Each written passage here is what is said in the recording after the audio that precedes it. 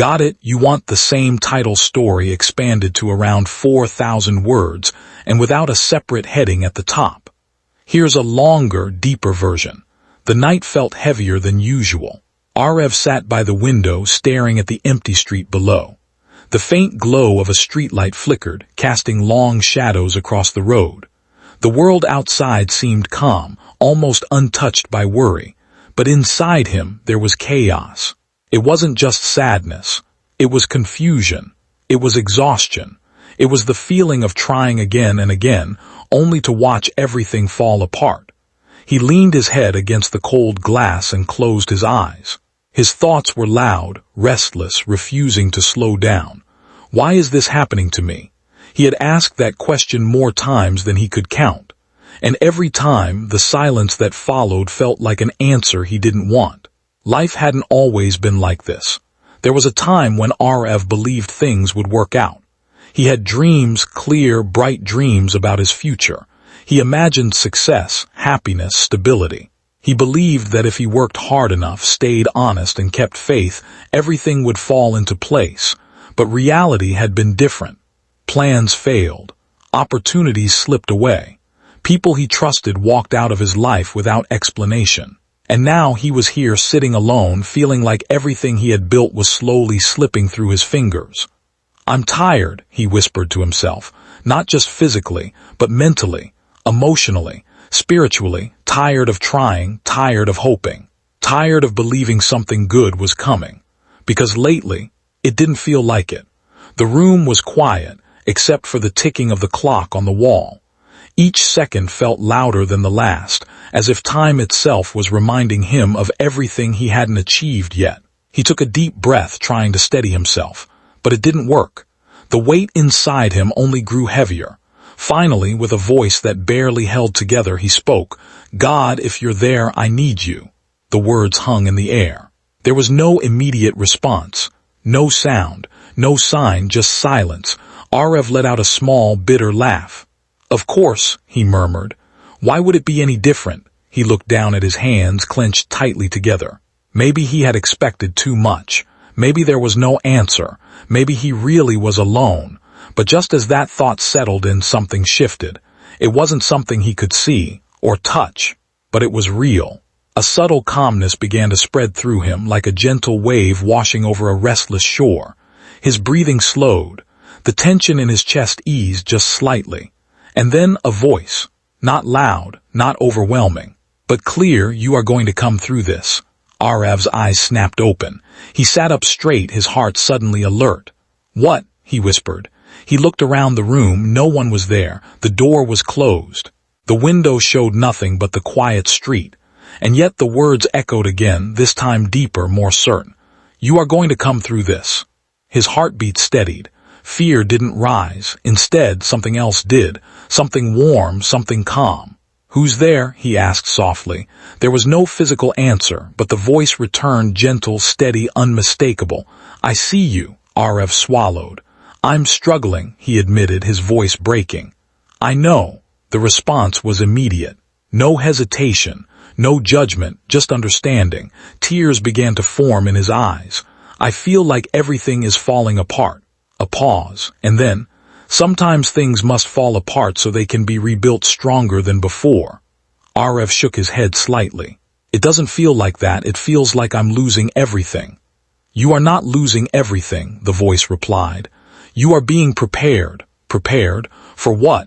He didn't understand. "I've tried so hard," he said. "I gave my best, and it still wasn't enough." "Your effort was never wasted," the voice said gently. "Every step you have taken has meaning, even the ones that ended in disappointment." Arev's thoughts slowed. He remembered the late nights, the sacrifices, the moments he pushed himself beyond his limits. Had any of it really mattered? "But why does it hurt so much?" he asked. "Because you care," the voice answered. "Because you gave your heart to what you believed in. Pain is not a sign of failure, it is a sign of growth." Arev wiped his eyes.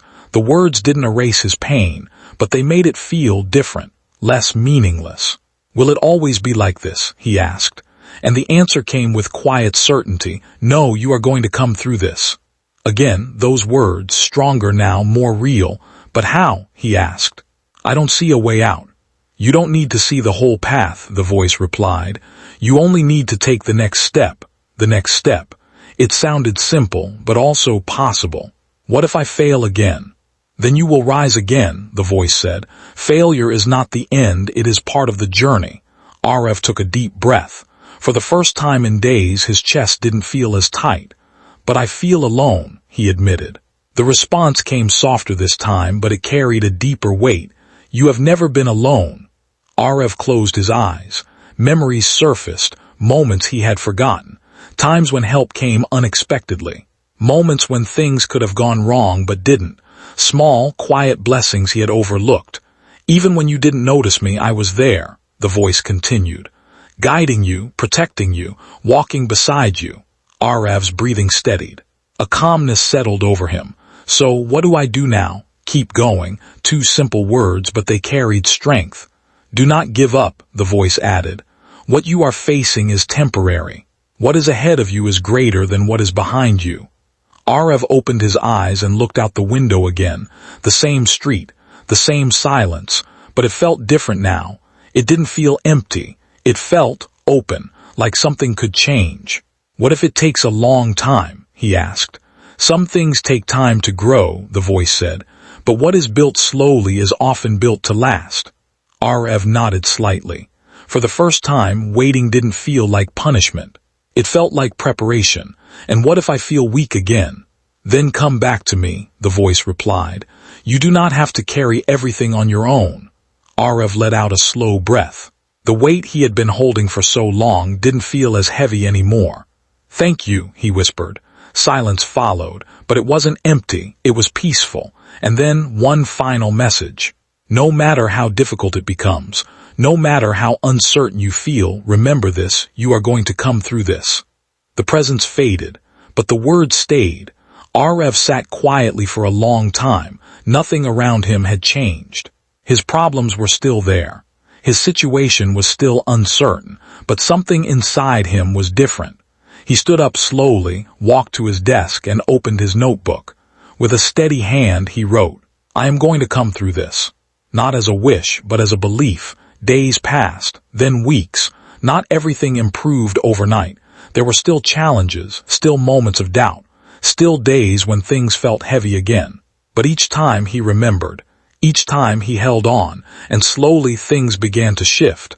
A small opportunity came his way, then another. He met new people. He found new strength within himself. Old wounds began to heal. And one day he realized something. He was no longer the same person who sat by that window. He was stronger, calmer, more grounded, not because life had become perfect, but because he had changed, because he had grown, because he had kept going. And eventually he made it through, not all at once, but step by step, just like the voice had said. And as he stood in a place he once thought he would never reach, he looked back and smiled. I understand now, he said quietly, because everything he went through had shaped him, strengthened him, prepared him, and brought him exactly where he needed to be. If you're going through something difficult right now, hear this clearly. You may feel lost. You may feel tired. You may feel like giving up, but this is not the end. There is more ahead of you than you can see, and no matter how hard it feels right now,